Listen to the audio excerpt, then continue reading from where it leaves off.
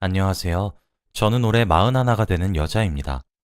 결론만 말을 하자면 전 이혼녀예요. 벌써 그 지긋지긋한 남편놈과 헤어진 지 얼추 1년이 되어가는 것 같아요. 결혼 생활을 할 땐 정말 시간이 느리게 가는 것 같았는데 이혼 후 행복해져서 그런지 살맛이 나서 그런 것인지 시간이 참 빠르게 가는 것 같습니다. 저는 중학생 딸아이 하나를 기르면서 생계를 책임지고 있어요. 저희 딸아이가 제 삶의 희망과도 같은 존재죠. 사실 어떤 사람들은 아무런 생각 없이 한 말에 제가 상처를 받기도 합니다. 가령 그런 말이요. 아니 뭐가 그리 힘들다고 멀쩡한 애한테서 아빠 자리를 없애?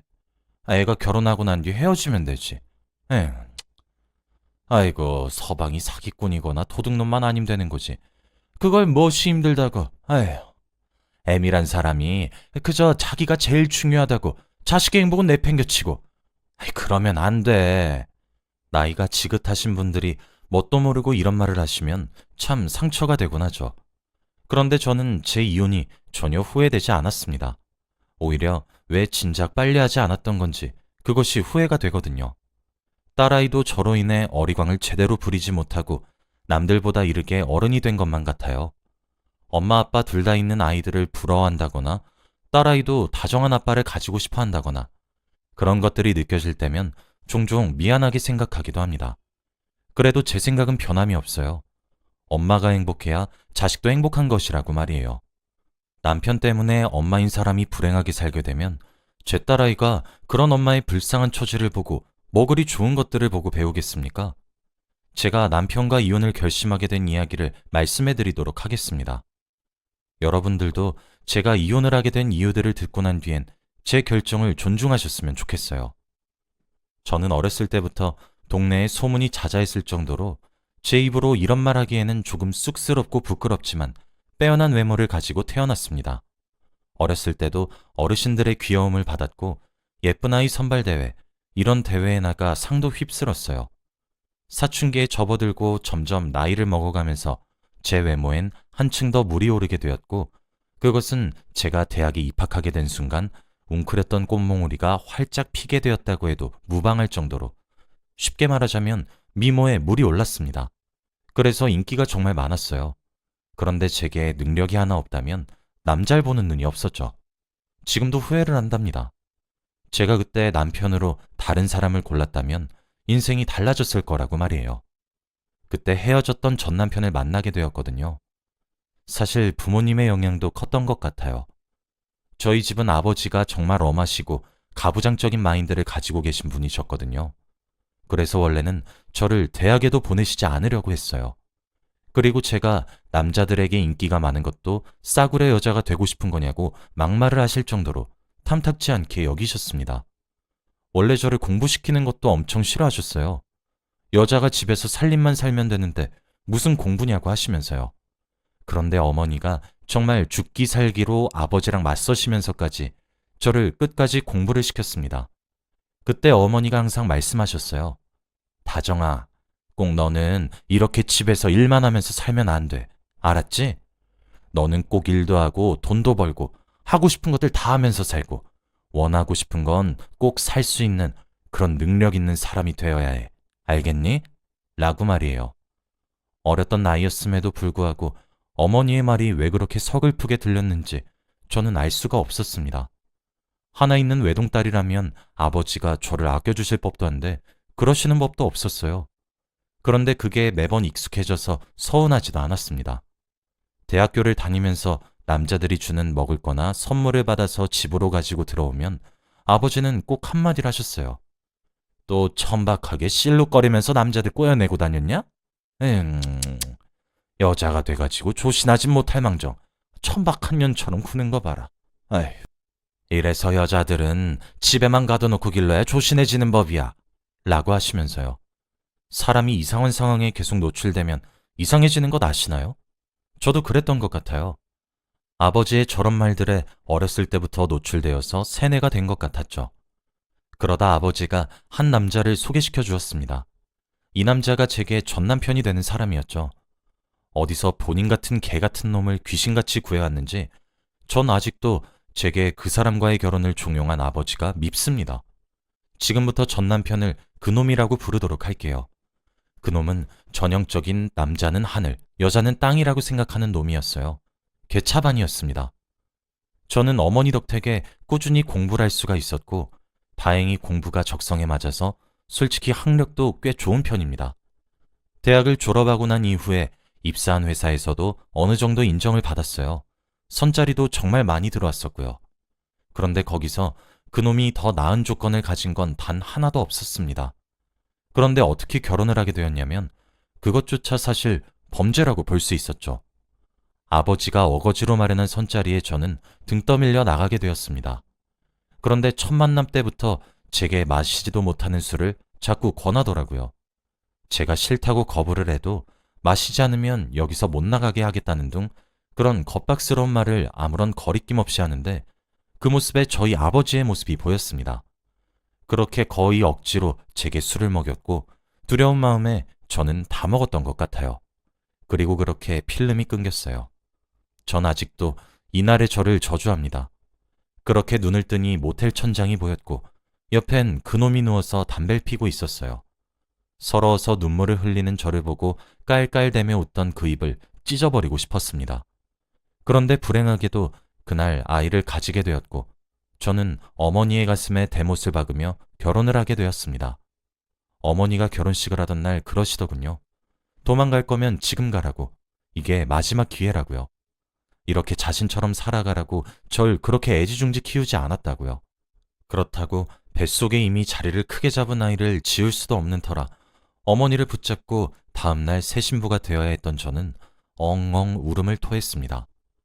아버지는 그렇게 억지로 그놈한테 취해져서 시집을 가는 제게 자랑스럽다고 처음 말씀을 하셨어요. 이제 여자가 할 일을 제대로 한다고 말이에요. 저는 그렇게 그놈과 결혼을 했고 결혼 생활은 제가 생각하고 상상했던 것보다 곱절은 끔찍했습니다. 그놈은 제게 현모양처의 아내 역할을 바랬어요. 항상 본인의 말에 내내하며 기죽은 듯이 대답하지 않으면 여자 목소리가 크다고 화를 냈고 항상 삼시세끼를 임금님 수라상처럼 차려내야 했죠. 그러면서 동시에 돈도 벌어야 했어요. 왜냐면 남편은 직업이 없었거든요. 처음에 아버지를 속였더라고요. 자신이 사업을 구상하고 있다, 뭐 그런 식으로 말이에요. 그렇게 중매자를 속였고 중매자는 아버지에게 그놈을 데려간 거였죠. 전 집안의 가정이자 남편을 떠받드는 아내가 되어야만 했습니다. 하루에 수십 번은 제 자신을 죽였고 또 죽고 싶었어요. 결국 유산기가 오게 되면서 일을 쉬게 되었지만 집에서 제대로 쉴 수가 없었습니다. 그럴 때 어머니가 참 많이 도와주셨어요. 그래도 제가 남편 복이 없지 어머니 복은 있어서인지 친정어머니와 시어머니 두 분 다 저를 정말 살뜰히 보살펴 주셨어요. 그렇게 태어난 아이가 딸아이였어요. 시아버지랑 친정아버지는 어떻게 딸을 낳을 수 있냐고 노발대발 화를 내셨고 남편도 입에서 불을 내뿜었습니다. 저는 그런 환경에서 몸조리도 제대로 하지 못한 채로 복직을 했고 돈을 벌었고 생계를 유지했어요. 그렇게 딸아이 하나만 바라보고 살았습니다. 어쩔 때는 밤에 자다가 목이 말라 일어나면 제 옆에 남편이 코를 골면서 잠을 자고 있는데 베개로 숨통을 못 쉬게 누를까 하는 충동이 얼마나 느껴졌는지 모릅니다. 일을 하길 하나 집안일 하기를 하나 식충이 같은 남편도 꼴에 애아빠라고 그렇게 보듬어서 지내길 어느새 10여 년. 어느새 딸아이는 훌쩍 컸고 저는 아이에게 돈을 미친 듯이 갖다 바르면서 학원에 과외에 바깥으로 돌렸습니다. 그 옛날 저희 어머니가 삭바느질로 돈을 벌어 제 교재를 사주었던 그때처럼 말이에요. 딸아이에게 저는 누차 말했어요. 꼭 배워야 해. 아버지가 저렇게 말씀하셔도 넌 엄마 말을 들어야 하고 믿어야 해. 여자라고 배우지 말라는 법이 없어. 무조건 배우고 해낼 수 있어. 그러니 꼭 공부를 하렴 하면서요. 딸아이는 총명했고 절 너무 좋아했으며 잘 따랐죠. 남편놈은 그 옛날 저희 아버지가 제게 그랬듯 입에 거품을 물며 애새끼한테 무슨 돈을 그렇게 갖다 바르냐고 화를 냈지만 저도 그 옛날 저희 어머니가 아버지에게 맞서듯 생활비조차 얻어타 쓰기 싫냐고 악이란 악을 쓰면서 버텼고 맞섰습니다. 그런데 저희 아이가 하루는 학교에서 동영상을 본 것인지 뭔지 알 순 없지만 어떻게 이혼이란 단어를 알아왔고 그 뜻은 엄마 아빠가 서로를 사랑하지 않아 헤어지는 거라는 뜻도 알아왔더라고요. 저는 어린아이의 입에서 이혼이란 단어가 나온 것에 흠칫했었죠. 엄마는 이혼을 왜 안 해요? 라는 질문에 저는 말했어요. 엄마가 이혼을 하면 우리 공주, 아빠랑 헤어져야 하잖아요. 그리고 아빠랑 엄마랑 헤어지면 돈도 안 버는데 어디서 살겠어요? 라면서요. 그게 초등학교 5학년 때 일이었습니다. 아무래도 저는 아이를 학원에도 보내고 제 퇴근 시간까지 돌봐주는 교실 같은 곳도 보내고 그래서 그런지 아이가 밖에서 식사를 먹어야 하는 경우가 종종 있었어요. 적어도 점심은 무조건 사 먹어야 했고 공부하다가 간식도 그렇게 해결을 해야 했죠. 그래서 하루에 5,000원씩 줬던 것 같아요. 점심은 제가 김밥 천국에다가 한 달에 얼마씩 돈을 달아놓고 점심을 거기서 달라고 하라고 한 뒤 한 달에 한 번씩 정산을 했었거든요. 그래서 5,000원 저건 간식 비용이었죠. 그런데 중학교 입학을 앞둔 제 아이가 제게 통장을 하나 내밀더군요. 거기엔 100만 원 남짓의 돈이 들어 있었습니다. 학교에서 통장을 만드는 날이 있어서 제가 만들어준 통장이었는데 제게 이혼을 묻고 답을 들은 날 이후로 제가 주는 간식비를 단 한 푼도 쓰지 않고 통장에다 모아서 저축을 해왔더군요. 2년이 조금 안 되는 세월을요. 그걸 제게 내밀면서 엄마, 이걸로 아빠 집 사주고 이혼하자. 난 엄마랑만 살고 싶어. 라고 이야기를 하는데 그제서야 제 눈에서 무언가가 한꺼풀 벗겨지는 듯한 느낌이 들더군요. 배 아파 낳은 내 아이가 눈에 넣어도 아프지 않은 제 딸아이가 괴롭다는 사실을요. 그제서야 보였습니다. 아이 아빠가 기지개를 핀다고 손을 들어 올리면 그 작은 움직임에 제 딸아이가 움찔하고 아이 아빠가 제게 큰 소리를 내면 몸을 바들바들 떠는 딸아이의 상태가 말이에요. 저도 미련한 엄마였던 거죠. 이 작은 아이가 세상 물정을 깨닫기도 전에 자신의 아빠랑 얼마나 헤어지고 싶었으면 간식 먹고 싶을 나이에 그걸 다 참고 돈을 모아서 나에게 줬나 싶더군요. 그때 저는 이혼을 결심했습니다.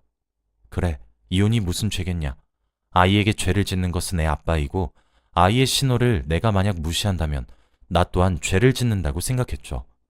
분명히 내가 없는 경우 아이에게 손찌검을 행했을 것이고 욕설도 했을 것인데 왜 그 간단한 것을 수년이 지나도록 깨닫지 못했던 것인지 한번 깨닫기 시작하자 그 깨닫는 속도는 더욱 붙었고 제 자신이 원망스럽고 저주스럽기도 했습니다. 조용히 이혼을 진행했어요. 시어머니와 친정어머니께도 미리 말씀을 드렸습니다. 두 분 다 제게 그동안 한 푼 두 푼 잔돈들을 모아 꽤 큰 쌈짓돈을 모으셨던 것을 제게 죄다 쥐어주시며 남편 모르게 아이와 단둘이 살 집부터 구하고 빠져나오라고 하더군요. 안전이 무엇보다 중요하다 하시면서요. 저는 그때 깨달았어요. 시어머니와 친정어머니가 그토록 친한 이유와 우리 세 사람의 마음이 사돈관계와 고부의 관계인데도 가까웠던 이유를요. 우린 다 같은 처지였어요. 내 남편 같은 사람을 저보다 훨씬 더 겪어오신 어머님들이셨으니까요. 변호사를 고용했고 이혼소송을 진행했습니다. 그동안 왜 망설였던 것인지 기가 막힐 정도로 소송이 순조로웠습니다. 제가 경제활동을 꾸준히 하고 있어서 그런지 경제적 어려움도 그닥 없었어요. 변호사님이 이혼 시 재산 분할을 할 수밖에 없다고 하셨지만 그래도 변호사님의 도움으로 비율을 아주 최소한으로 적게 할 수 있었고 푼돈을 주고 이혼할 수 있다면 저는 땡큐라고 생각했습니다. 게다가 재판 도중에도 남편은 저와 제 딸아이를 끊임없이 위협했고 소송기간 내에서도 갖은 협박을 일삼았기 때문에 유책 배우자인 증거를 모으는데 톡톡히 도움을 줬죠. 남편 그놈이 생전 도움 하나 안 되더니 그거 하나는 도움이 됩디다. 결국 백수 남편의 폭력성이 있음이 증명되어 사실상 재산 분할도 거의 하지 않는다고 봐도 무방했습니다. 제가 나눠줘야 하는 재산의 비율과 그놈이 제게 매달 지급해야 하는 양육비와 위자료 등이 비슷한 수준이었거든요. 저는 그렇게 지옥에서 빠져나올 수 있게 되었습니다. 아이는 한 톨의 미련도 없이 자신의 아버지를 외면했어요. 그리고 지금은 1년이란 시간이 지났어요. 처음엔 2년 전년 먼 새끼 하면서 저를 찾고 부르짖던 남편은 소송을 몇 번 당하고 신고를 몇 번 당하더니 꼬랑지를 내리다 못해 안으로 말며 제게 조금의 도움을 주면 안 되냐고 조심스레 연락이 오곤 합니다. 그 꼴을 보고 있으면 이렇게 못난 사람을 나는 뭐 그리 두려워했던 것인가 하면서 헛웃음이 납니다. 제 행복을 제가 가장 사랑하는 딸아이가 찾아준 것이나 마찬가지였죠. 이건 사실 뭐라고 해야 할지 모르겠지만 제가 아이를 지키기 위해 한 이혼이라는 선택이 제 시어머니와 친정어머니께도 지대한 영향을 미치신 것 같았습니다. 제 이혼이 승소하자 두 분 다 남편과 이혼을 원했거든요. 어차피 저 이혼도 해서 재산도 거의 안 뺏겨서 그 돈으로 시원하게 변호사 선임해드렸고 두 분 다 조금 시간이 길게 끌리긴 했지만 무사히 이혼을 하시게 되었고 재산 분할도 절반 받을 수 있게 되었습니다. 제 남편은 인터넷 도박과 게임으로 제 돈을 쓰기만 했지 어머님들은 가사 노동을 하시면서 하녀처럼 일평생 남편의 비위나 맞추며 사셔서 그런지 재산 분할의 기여도가 매우 높게 측정이 되시더라고요. 그렇게 제가 먼저 이혼했고 시어머니가 이혼했으며 저희 어머니도 이혼을 하셨습니다. 저희 어머니에겐 어차피 자식이 저밖에 없어서 상관이 없어 하셨지만 시어머니는 아들 자식 보고 싶어 하지도 않으시더군요. 그놈도 외동아들이었거든요. 시어머니는 염치 없다고 수십 번, 아니 수백 번을 거절하셨지만 저희 친정어머니는 이제 함께 이혼한 동지와 다름없으니 우린 친구가 아니라 전우와 가깝다고 그동안 우리 딸 귀하게 여겨주고 시집살이 하나 안 시킨 것 다 아신다며 셋이서 함께 살자고 설득을 했습니다. 물론 저와 제 딸아이도 함께 말이죠. 저는 제 명의로 되어 있던 집도 다 팔고 난 뒤 저희 친정어머니와 돈을 합쳐서 제 명의로 내 여자가 살만한 아파트를 한 채 얻었어요. 시어머니가 받으신 위자료는 사용하지 마시라고요. 그래도 피가 섞이지 않았으니 조금 불안해하실까 염려되어 일부러 저와 저희 엄마의 돈으로 아파트를 구입한 것이었는데 시어머니는 절대 그럴 수 없다며 당신이 받은 위자료를 모두 제게 주시겠다 유언장을 작성하셨습니다.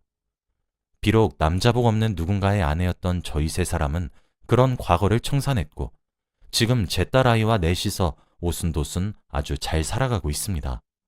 저희 아버지도 시아버지셨던 분도 두 분 다 어쩜 하는 짓거리가 제 전남편과 똑같은지 그렇게 존재가 사라지고 모든 걸 잃어봐야 제 두 어머니의 희생이 뼈저리게 느껴지셨나 봅니다. 매일 "에휴, 이 여편네야" 라고 으름장을 놓듯 저희 어머니를 부르시던 아버지는 한 번만 더 기회를 달라 그러시고 마찬가지 취급이셨던 시어머니께도 시아버지가 잘못했다고 용서를 비네요. 가급적 시아버지와 제 아버지와 제 전남편 이 세 사람이 남은 생을 참 불행하게 살다가 갔으면 좋겠습니다. 제 소심한 마음으로 내뱉어보는 저주네요. 제 딸아이는 애늙은이 같았는데 두 할머니의 사랑을 듬뿍 받으며 차츰 어리광이 늘어가고 있습니다. 진작에 이혼을 했어야 한다고 두 어머니와 저는 웃으면서 말을 하곤 합니다. 친정어머니는 청소기를 돌리고 시어머니는 걸레질을 하세요. 하지 말라고 하셔도 평생을 해와서 안 된다고 손사래를 치시네요.